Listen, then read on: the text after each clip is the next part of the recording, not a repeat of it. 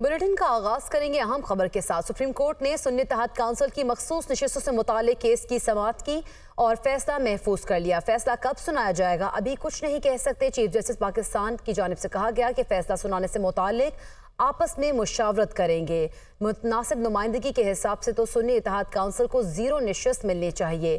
Chief justice کا وکیل فیصل صدیقی سے مکالمہ، کیا 18 جنرل سیٹیں جیتنے والی جماعت کو 30 مخصوص نشستیں ملنی چاہیے؟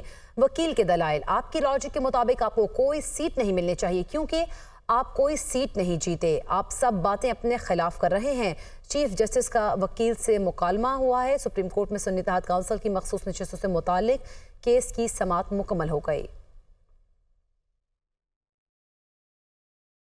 چیئرمین تحریک انصاف بیرسٹر گوہر نے کہا ہے کہ امید ہے کچھ دنوں میں سپریم کورٹ کی ججمنٹ اناؤنس ہوگی۔ پی ٹی آئی نے سخت حالات میں اپنے امیدواروں کے پیپرز جمع کرائے۔ کسی بھی پارٹی کو جیتی ہوئی نشستوں سے زیادہ نشستیں دینا آئین کے خلاف ہے۔ امید ہے قانون کے مطابق ہمیں یہ سیٹیں ملیں گی۔ حامد رضا کے پیپر پر بھی سنی اتحاد کونسل لکھا ہوا تھا۔ پی ٹی آئی سے الائنس کی صورت میں آزاد امیدوار کے طور پر نشان الاٹ کیا گیا۔ وہ سپریم کورٹ کے باہر میڈیا سے گفتگو کر رہے تھے، کیا کہا آئیے دیکھتے ہیں۔ امید ہے انشاءاللہ کچھ دنوں میں یہ ججمنٹ اناؤنس ہوگی۔ پاکستان تحریک انصاف نے سخت حالات میں دسمبر میں اپنے نامینیشن پیپر سارے کینڈیڈیٹ کے جمع کروائے تھے۔ دین کے روح کے مطابق، آرٹیکل 51 کے مطابق کسی بھی پولیٹیکل پارٹی کو زیادہ سے زیادہ وہ سیٹیں مل سکتی ہے ریزرو جو اس کی جیتے ہوئے سیٹوں کے مطابق ہو۔ سنی اتحاد کونسل کا چیئرمین حامد رضا صاحب میرے ساتھ کھڑے ہیں۔ ان کے نامینیشن پیپر پہ بھی سنی اتحاد کونسل لکھا ہوا تھا، سرٹیفکیٹ اس کا جمع ہوا تھا، لیکن جب ان کو پتہ تھا یہ بھی پاکستان تحریک انصاف کے ساتھ الائنس پر ہے تو ان پرپز بدنیتی پہ اس کو بھی آزاد کینڈیڈیٹ کا نشان الاٹ کر دیا تھا۔ دوسری جانب وزیراعظم کے مشیر برائے قانون و انصاف بیرسٹر عقیل ملک نے کہا ہے کہ معلوم نہیں پی ٹی آئی کو کس نے مشورہ دیا تھا کہ سنی اتحاد کونسل میں شامل ہوں۔ سنی اتحاد کونسل کے کسی شخص نے الیکشن میں حصہ نہیں لیا۔ آپ نے اس پارٹی میں بسیرا کیا جس نے الیکشن میں حصہ ہی نہیں لیا۔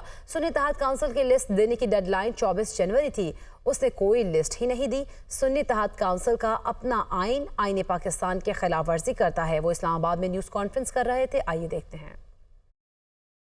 ان کو کس نے منفرد یا غیر مفید مشورہ دیا کہ آپ سنی اتحاد کونسل کو جا کے جوائن کریں؟ لیکن ایک کسی اور پارٹی میں جا کے بسیرا کر دیا آپ نے، جس نے کنٹیسٹ بھی نہیں کیا، جس نے کوئی ایک ٹکٹ بھی ایشو نہیں کیا، جس کا کوئی ایک کینڈیڈیٹ موجود نہیں تھا۔ اب وہ پارٹی کس طرح لیگلی کلیم کر سکتی ہے؟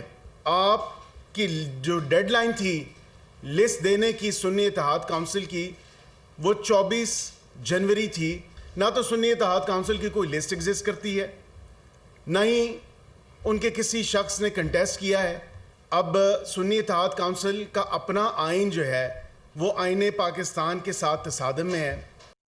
اور ناظرین، عدت کیس میں اپیل کا فیصلہ 1 ماہ میں کرنے کی ڈائریکشن پر نظر ثانی کی درخواست خارج کر دی گئی۔ اسلام آباد ہائی کورٹ نے خبر مانیکا کی نظر ثانی درخواست خارج کر دی ہے۔ عدت کیس اپیلوں پر 12 جولائی تک فیصلہ کرنے کا اسلام آباد ہائی کورٹ کا فیصلہ برقرار ہے۔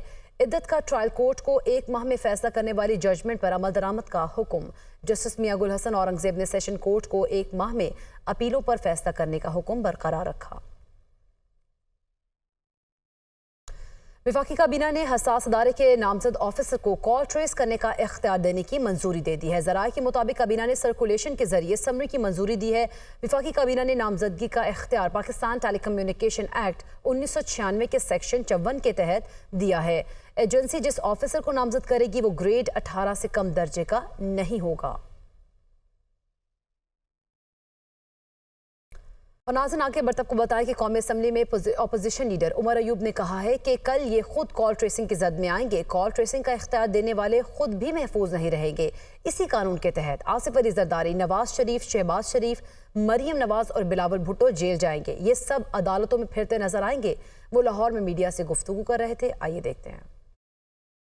سارے لوگوں کو ٹیلی فون سے ٹیپ کریں گے اور وہ چیزیں ان کے خلاف ہم لوگ شواہد استعمال کریں گے۔ بھائی جان، یہ نہیں ہوتا کہ یہی وہ کالا قانون ہوگا جس کے ذریعے ये मुस्लिम लीग नून की हुकूमत और पीपल्स पार्टी की हुकूमत, जिसमें आसिफ अली जरदारी, बिलावल भुट्टो, नवाज शरीफ, मरियम नवाज, शहबाज शरीफ, ये सारे के सारे लोग आपको फिर इन अदालतों में घूमते फिरते आएंगे। और नाज़रीन, 200 यूनिट्स इस्तेमाल करने वालों के लिए बिजली की कीमतों में इजाफे की वापसी का मामला। वफाकी हुकूमत 200 यूनिट्स इस्तेमाल करने वाले सारिफिन को सिर्फ 3 माह रिलीफ देगी। 3 माह तक 200 यूनिट्स वाले सारिफिन से मौजूदा नर्ख ही चार्ज किया जाएगा। अक्टूबर 2024 में 200 यूनिट्स वाले सारिफिन के लिए बिजली दोबारा महंगी हो जाएगी। इसी पर बात करेंगे। ज़िशान यूसुफ़ज़ई हमारे साथ मौजूद हैं। ज़िशान, बताइएगा, रिलीफ सिर्फ 3 माह के लिए दिया जा रहा है?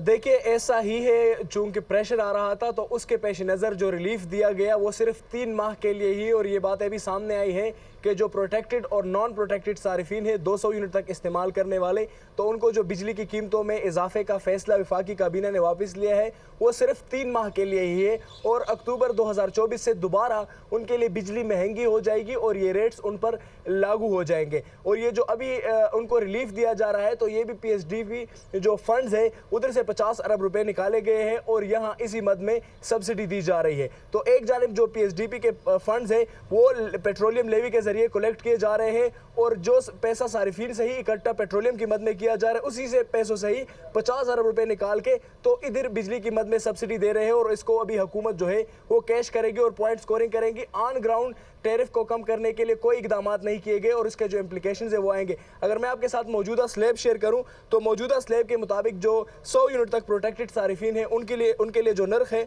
वो 7 रुपए 74 पैसे है। और इसी स्लैब के मुताबिक नहीं किए गए। ज़िशान, आप हमें आगाह कर रहे थे, आपका शुक्रिया।